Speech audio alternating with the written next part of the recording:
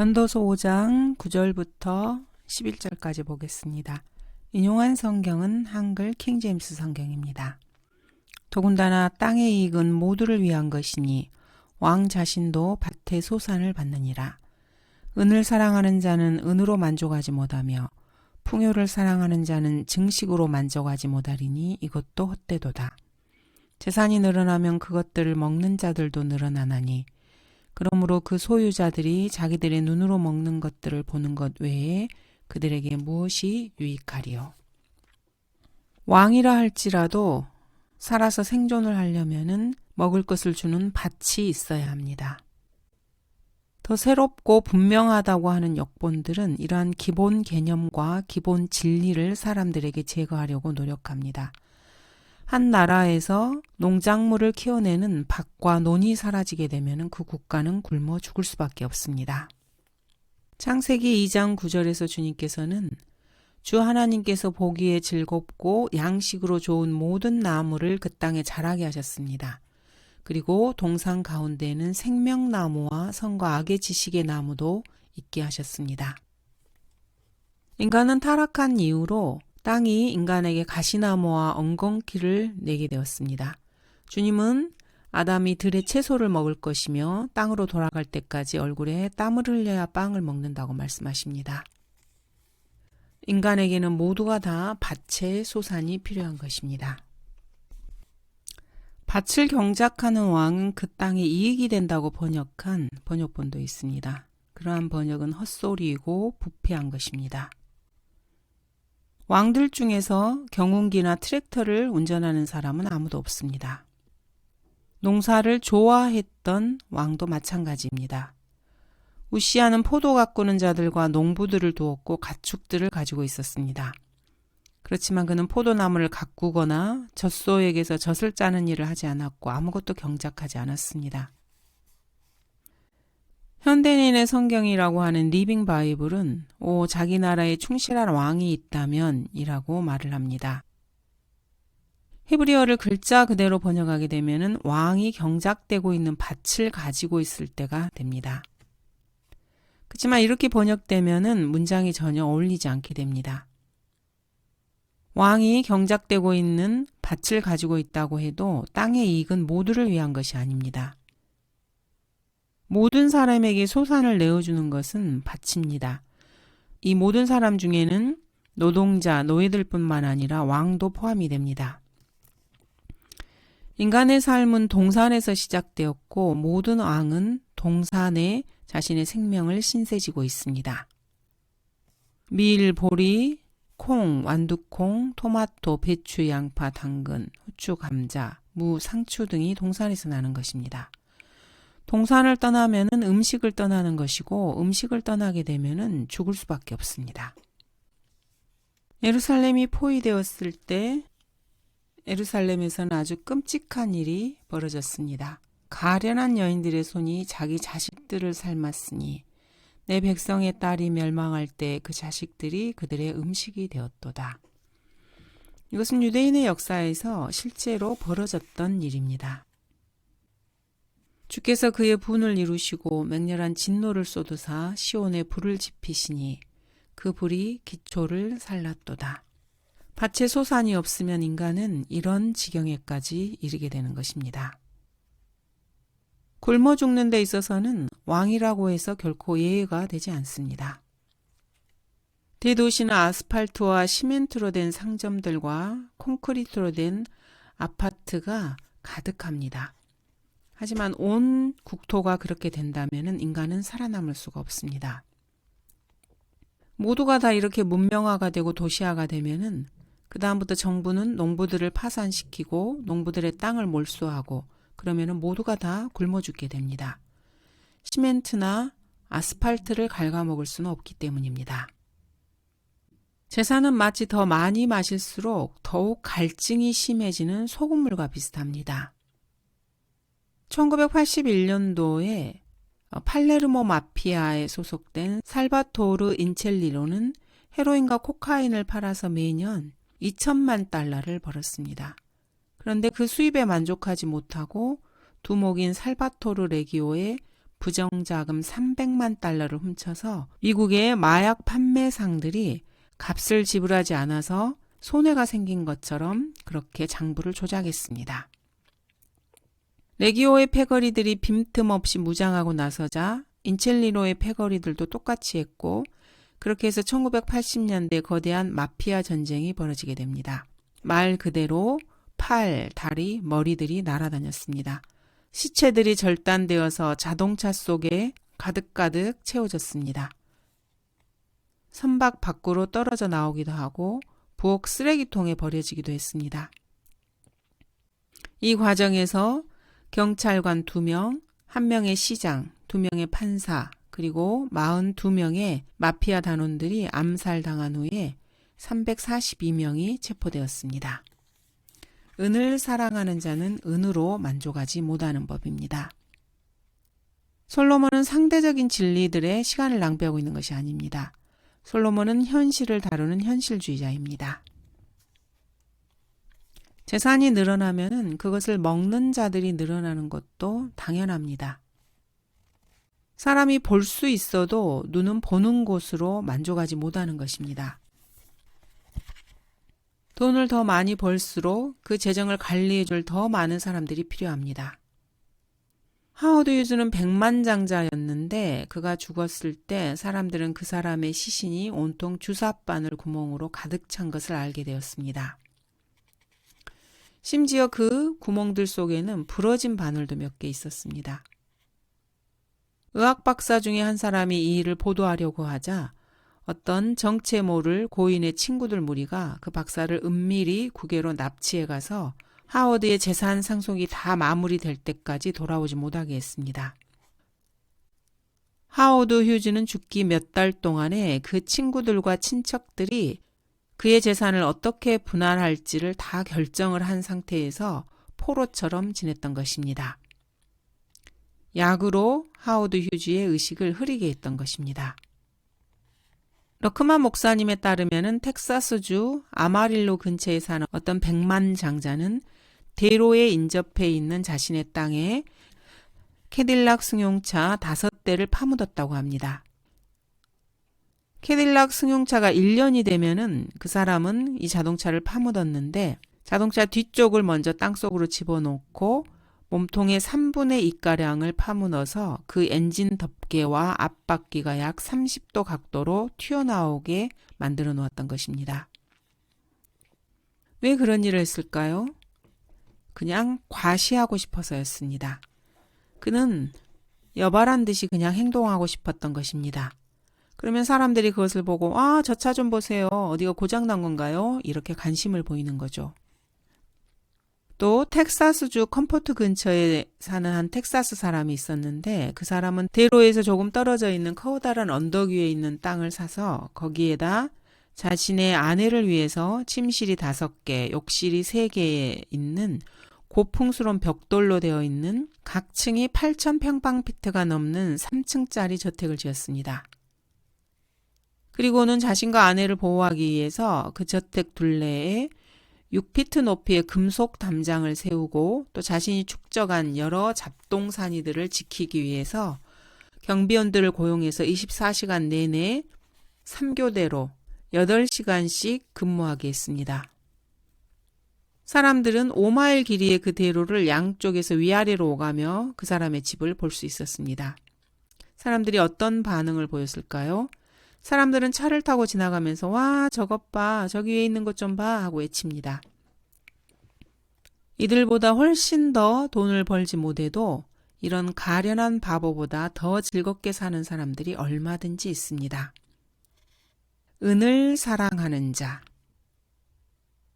코넬리우스 반더빌트는 1794년에서 1877년도 사람인데 1억 달러의 돈을 남기고 죽었습니다.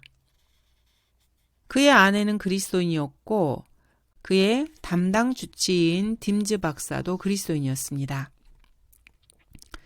죽어가면서 그는 이 2사람에게 자기 침대로 와서 자신의 차가워진 손을 잡고 자신을 위해 노래를 불러달라고 부탁했습니다. 그 노래는 이런 노래였습니다. 가난하고 궁핍한 자여, 약하고 상처 입은 자여, 병들고 고통받는 너희 죄인들아 오라. 이 찬양을 해달라고 부탁을 했던 것입니다. 이런 반더빌트가 번 돈보다도 수백 배의 일도 안 되는 돈을 가지고도 이 사람보다 더 많은 것을 누린 사람들은 얼마든지 있습니다. 이 시대의 반더빌트가 축적한 재산은 오늘날의 물가 상승률에 따라서 계산해 보면은 그 액수가 10배도 넘을 것입니다. 44세의 일본인 실업가가 러크만 목사님 당시에 세상에서 가장 부유한 사람으로 여겨졌는데 요시사키 추춤이라는 사람입니다. 그 사람의 재산은 189억 달러였다고 합니다.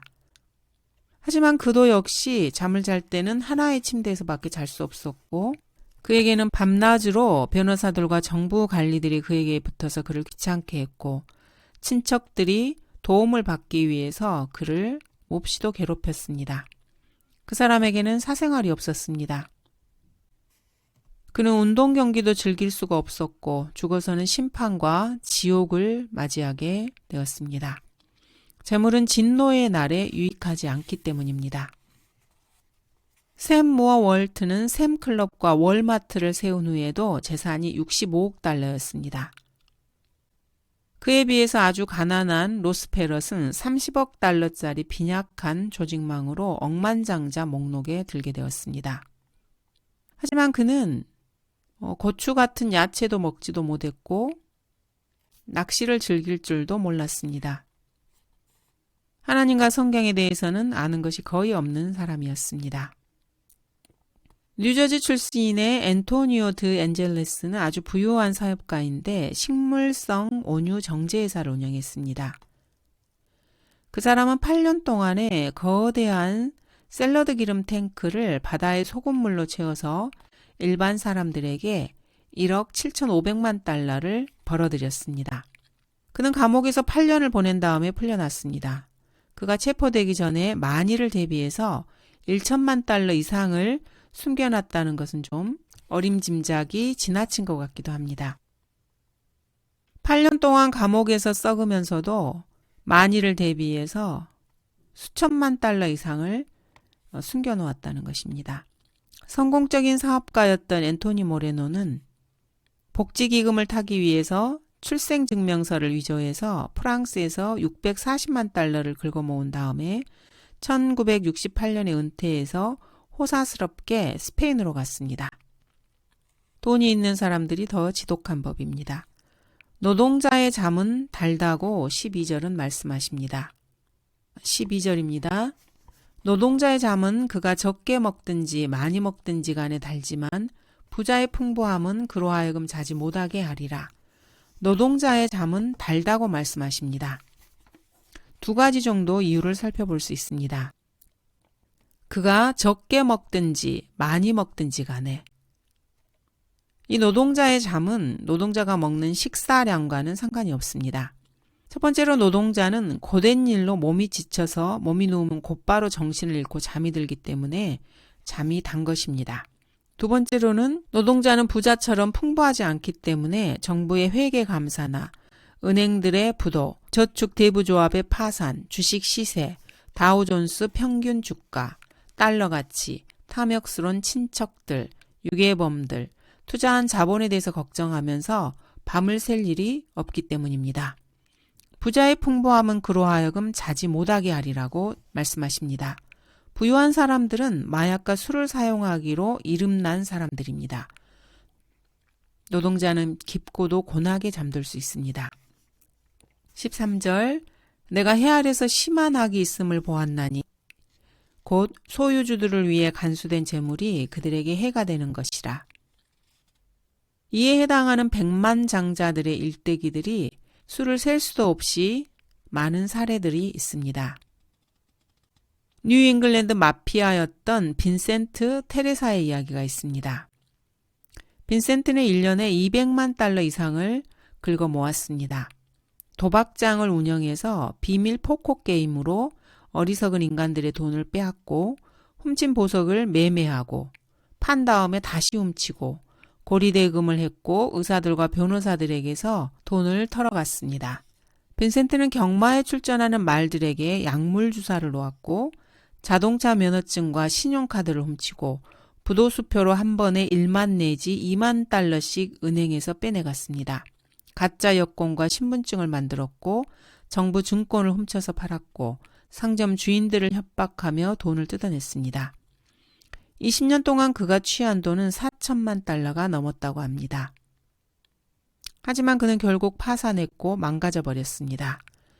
교도소에 그가 있을 동안에 그의 가족을 돌봐주기로 했던 한 친구가 빈센트가 저축한 돈 300만 달러를 가지고 시칠리아로 도망가 버렸습니다.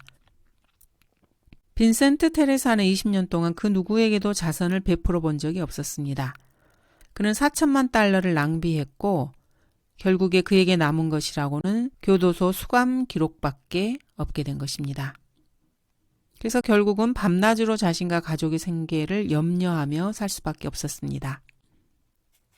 14절 그러한 재물이 악한 수고로 말미암아 망하나니 그가 아들을 낳아도 그의 손에 아무것도 없느니라. 이런 사람들의 이름을 한번 살펴보자면은 조우 콜럼보란 사람이 있는데 이 사람은 암살당했습니다. 대부로도 유명한 알카포네는 매독으로 죽었고 이런 사람들은 투옥되고 암살당해서 죽은 사람들이 아주 많습니다.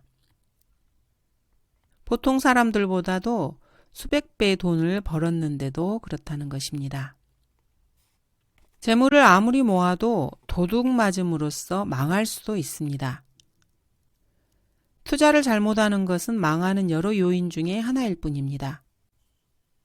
성경 주석가들은 돈이 그 소유주에게 해가 될 수 있는 경우가 오직 지혜롭지 못하게 돈을 투자하는 경우밖에 없다고 생각하는 것 같습니다. 이것은 삶의 경험이 없는 사람이 내리는 생각입니다. 전혀 이해하기가 불가능한 일입니다. 돈을 은행에 맡겨두는 것은 투자는 아니지만은 그 역시 돈의 소유주에게 해가 될 수 있습니다. 이불 속이나 깡통 속에 돈을 숨겨두어도 해를 입을 수 있습니다. 가진 것을 그 어디에도 투자하지 않았는데도 대적자들이 여러분의 나라에 쳐들어와서 간수한 모든 것을 약탈함으로써 해를 끼칠 수 있습니다. 비엔나에 살았던 부유한 유대인들은 그들의 재산이 많다는 것을 알아차린 나치 독일 비밀경찰 게스타포에게 고문을 당해 죽었습니다. 그래서 그들에게는 재물이 해가 된 것입니다. 투자를 잘못해서 재물이 해가 된 것이 아닙니다. 은행에 돈을 예금했는데 강도를 당할 수도 있고 은행이 파산할 수도 있습니다. 혹은 강도들이나 적군들이 부수고 들어가서 돈을 털 수도 있고 재물이 해가 되는 경우는 여러 요인들이 있습니다. 1800년대 사람인 헨리타 H. 그린은 3,100만 달러의 은행 예금 잔고를 한 은행에만 넣어두었습니다. 그러면서 공짜 진료소를 찾아다니느라고 시간을 낭비해서 자신의 아들의 다리를 절단할 정도에 이르게 되었습니다. 아주 그 정도로 인색했던 것입니다. 헨리타는 값싼 오트밀 죽만 먹고 살았고 그것도 아주 차가운 오트밀 죽을 먹으며 살았습니다. 너무나 인색해서 음식을 데워 먹지도 못했습니다. 그녀는 죽었을 때 9,500만 달러를 남겼지만은 이 땅에 살고 있는 누군가를 위해서 좋은 일을 한 가지도 해보지 못했습니다. 자신의 배만 채우느라 83년을 보낸 것입니다. 헨리타 그린 같은 여자는 지금까지 여러분이 만난 그 어떤 바보들, 멍청이들보다도 더 어리석은 자였습니다. 독일 국립은행에 비축되어 있던 돈은 제2차 세계대전이 끝날 무렵에 모두 다 도둑 맞았습니다. 뉴욕에 있는 국립시중은행의 부지점장은 금고에서 88만 3,660달러를 털었습니다. 그 돈 중에서 투자한 돈은 전혀 없었습니다. 그 은행은 거기서 거래하는 사람이 수표를 사용할 수 있으려면은 금고에 최소 2,000달러를 보유해야 하는 그런 은행입니다. 그러한 요구는 정말 불법적이라고 할 수 있습니다. 그런데도 그 금고가 가득 찼던 것입니다.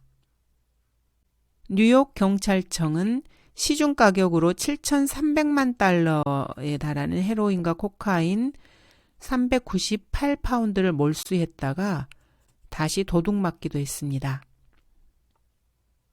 1986년 4월에 필리핀 대통령 마르코스 이 사람은 로마 카톨릭 교도였는데 자기 국민들, 그들도 역시 로마 카톨릭 교도였죠. 국민들에게서 40억 달러 이상을 착복했다는 이야기도 있습니다.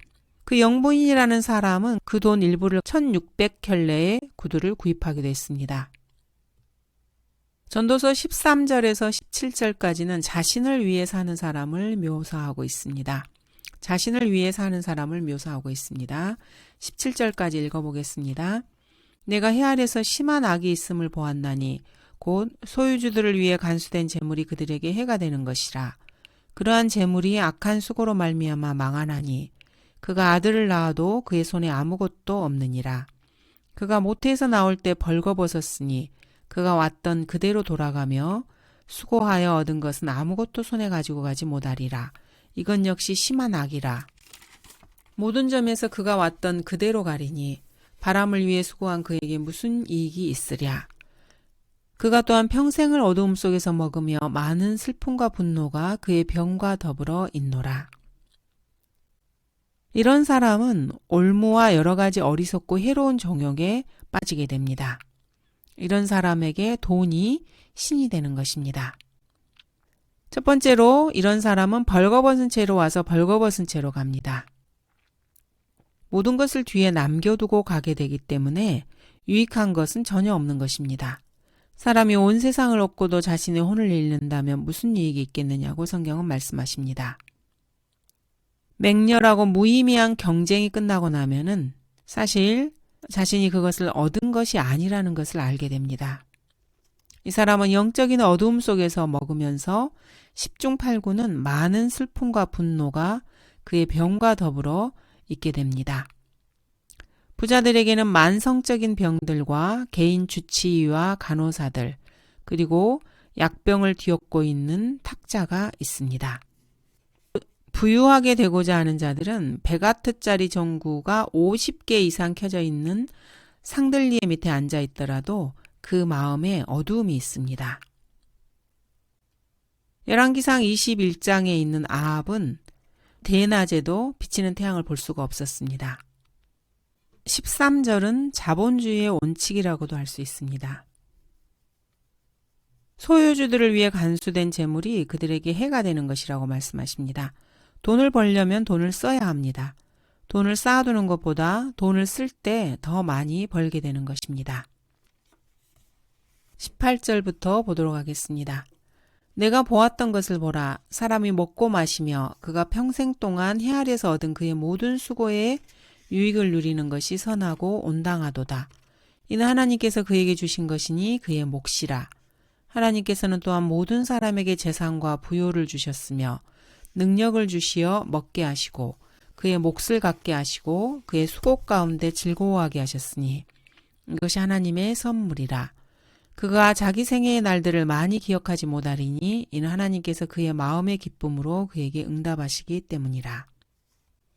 자, 전도자는 여기서 자신 뒤에 올 어리석은 자들을 위해서 속도를 좀 조정하고 있습니다. 이 어리석은 자들에는 플라토, 아리스토텔레스, 에피쿠로스, 엠페도클레스, 탈레스 등이 다 포함됩니다. 이 헬라의 허풍쟁이들은 스토아에서 자신의 무지를 공공연히 드러내면서 최고의 선을 찾고자 노력하고 있었습니다. 부패한 성서들을 신봉하는 알렉산드리아 이단은 헬라 철학 부스러기를 너무나 신봉한 나머지 성경에 그것을 좀 더 끼워 넣어 보려고 합니다. 이들은 늘 그리스도의 신성을 공격하는 자들입니다. 여기서 솔로몬은 이렇게 결론을 짓습니다. 부자든 가난한 자든 사람은 하나님께서 이 생에서 그에게 주신 것을 누려야 한다는 것입니다.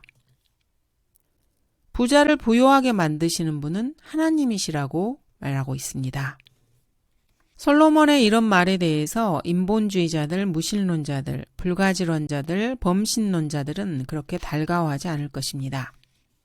솔로몬은 이런 부류의 고집쟁이들이 참으로 민감하다는 것을 잘 알고 있었기 때문에 전도서 6장 2절에서 하나님에 대해서 언급하고 나서 그 다음부터 하나님이라는 말을 빼버립니다. 그 대신에 해 아래의 논의로 다시 돌아가게 됩니다. 여기서 솔로몬은 얻은 재물을 향유할 능력뿐 아니라 그 재물을 손에 넣는 동안에 수고 가운데서 즐거워할 능력도 하나님께서 주시는 것이라고 말합니다. 이 말씀에 대한 적절한 예로는 자신의 90% 이상을 바친 RG 루트루노, 또 새로운 출생을 경험한 제이스 페니, 그리고 달라스 카우보이 출신의 탐 랜드리가 있습니다.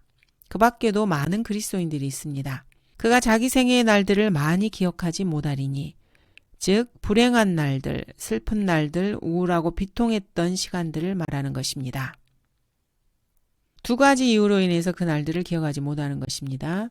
첫 번째는 하나님과 교제를 즐기고 있을 때 시간이 빨리 지나가기 때문에 과거에 있던 무언가에 매여 있기보다는 뒤에 있는 것을 잊어버리는 편이 훨씬 낫기 때문입니다. 두 번째는 하나님과의 교제 속에 있을 때 현재는 과거보다 더 실제적으로 다가오기 때문에 어딘가 다른 곳으로 눈을 돌린다면 과거가 아니라 미래로 돌리기 쉽기 때문입니다. 하나님과 참된 교제를 하는 사람들은 앞을 향해 나아가는 사람들입니다. 사람이 먹고 마시며 그가 평생 동안 헤아려서 얻은 그의 모든 수고의 유익을 누리는 것이 선하고 온당하다고 말씀하십니다. 이것은 쾌락주의로 보입니다. 그렇지만 하나님께서 주신 즐거움이 아니라면 그러한 쾌락은 인간에게 만족을 주지 못합니다. 감사합니다.